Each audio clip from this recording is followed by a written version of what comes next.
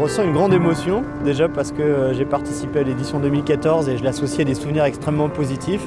La pression, même si on est prêt, ce qui est mon cas, même si on connaît bien son bateau, ce qui est mon cas, et même si on est très content de partir, ce qui est encore mon cas, elle se fait naturellement parce que c'est une compétition contre les meilleurs marins sur des bateaux qui sont des bateaux très puissants. Tirer son épingle du jeu avec un bateau d'une plus ancienne génération, c'est un vrai défi.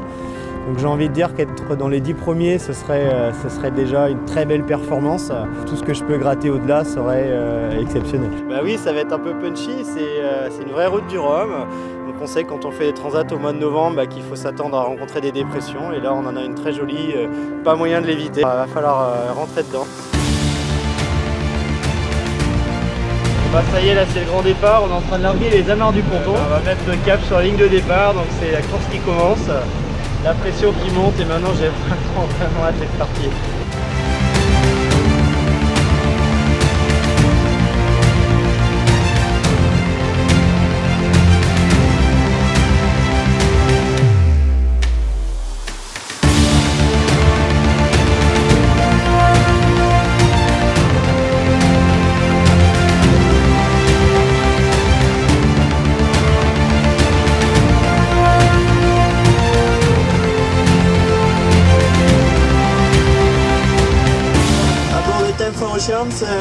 Ça mouille beaucoup, ça fait 3 jours qu'on est parti et là c'était la troisième dépression sur le chemin.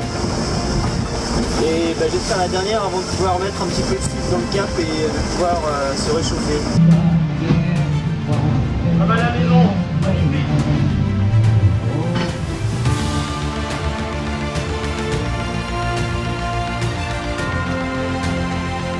Eh bien me voilà désormais au large des Canaries. Comme vous pouvez le voir, il fait super beau, c'est très agréable. Ça m'a permis de me reposer un petit peu, puis de réparer tous les petits bobos sur le bateau, parce qu'après les 4 jours de vent très fort, j'ai pas arrêté de travailler là pendant 2 jours. Et le sentiment avec ce très beau temps là, c'est un petit peu comme la mi-temps entre la première partie très ventée et la deuxième, la course dans l'Alizé.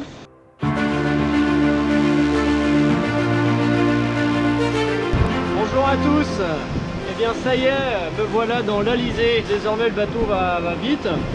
C'est à la fois hyper excitant et puis un peu stressant là. Dormir dans ces conditions, c'est pas évident. Donc j'ai je barre beaucoup là en ce moment. Et j'ai vu mes premiers poissons volants, et oui.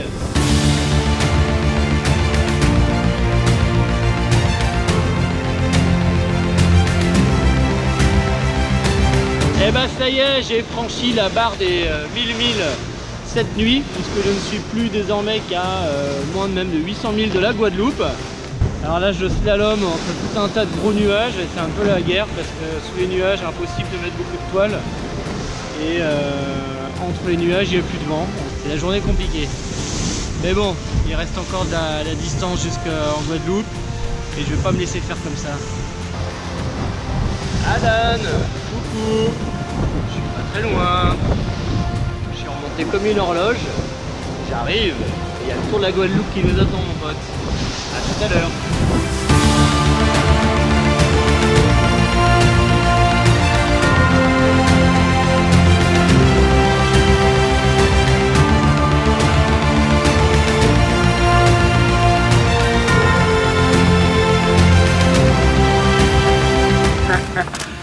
Et bah c'est mon meilleur moment de cette route du Rhum, ce sera même un de mes meilleurs moments en course. Parce que j'étais un petit peu vexé de l'option que j'avais faite à 2-3 jours de l'arrivée en ayant plongé au sud, ça m'avait coûté extrêmement cher. Et j'avais vraiment envie de m'arracher sur la fin. Avec Alan, un coup c'était lui devant, un coup c'était moi, et puis on lâchait jamais rien. Et il repasse. Mais bon, c'est le jeu, hein. Je ne suis pas replié là-dessus, il s'est battu, j'ai envie de dire, c'est même mérité parce que j'étais un peu gêné presque de lui avoir fait ce coup-là. Sur un événement comme la route du Rhum, c'est dépasser ses limites, aller au bout de ses forces et là c'était le cas, donc je suis ravi, c'était une belle édition pour moi.